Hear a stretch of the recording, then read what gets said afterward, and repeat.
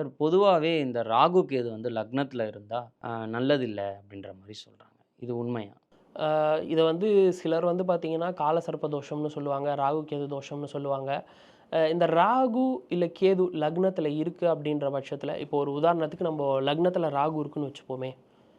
அ இப்போ ஒரு நபர் அவரோட லக்னத்தில ராகு இருக்கு அப்படின்ற பட்சத்தில, அவருக்கு என்ன மாதிரியான தாக்கம் இருக்கும் அப்படின்னு நீங்க பார்த்தீங்கன்னா, சந்திரனோட எல்லா இன்ஃப்ளூவன்ஸும் குறிப்பிட்ட அந்த நபருக்கு வந்து இருக்கும்.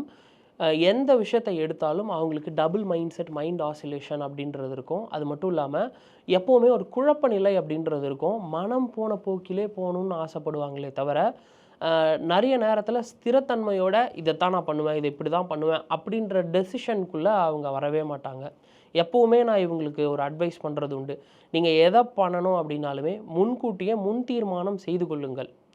நான் வந்து இப்போ ஒரு ஃபுட் ஆர்டர் பண்ண போறேன் அப்படின்னா, ஃபோன் எடுக்கிறதுக்கு முன்னாடியே நான் இந்த சாப்பாட தான் சாப்பிட போறேன், இந்த ஹோட்டல் தான் சாப்பிட போறேன் அப்படின்னு சொல்லி மைண்ட்ல ஃபிக்ஸ் பண்ணிட்டு ஃபோன் எடுத்தீங்கன்னா, டக்குன்னு ஆர்டர் பண்ணுவீங்க. இல்லாம உள்ள போயிட்டீங்கன்னா, நீங்க ஆர்டர் பண்றதுக்குள்ள விடிஞ்சிரும். அடுத்த வேள சாப்பாட்டுக்கே டைம் ஆயிடும். ஸோ, அதனால இந்த கன்ஃப்யூஸ்டு ஸ்டேட் ஆஃப் மைண்ட் அப்படின்றது வந்து பார்த்தீங்கன்னா, இந்த லக்னத்தில் ராகு இருக்கக்கூடிய நபர்களுக்கு இருக்கும். அது மட்டும் இல்லாம ரொம்ப ஹெவிலி இன்ஃப்ளூயன்ஷியல் அதாவது மற்றவர்கள்னால் மத்தவங்கலாம் இவங்கள வந்து ஈஸியா இன்ஃப்ளூயன்ஸ் பண்ணிடலாம். ஈஸியா இவங்கள குழப்பிடலாம்.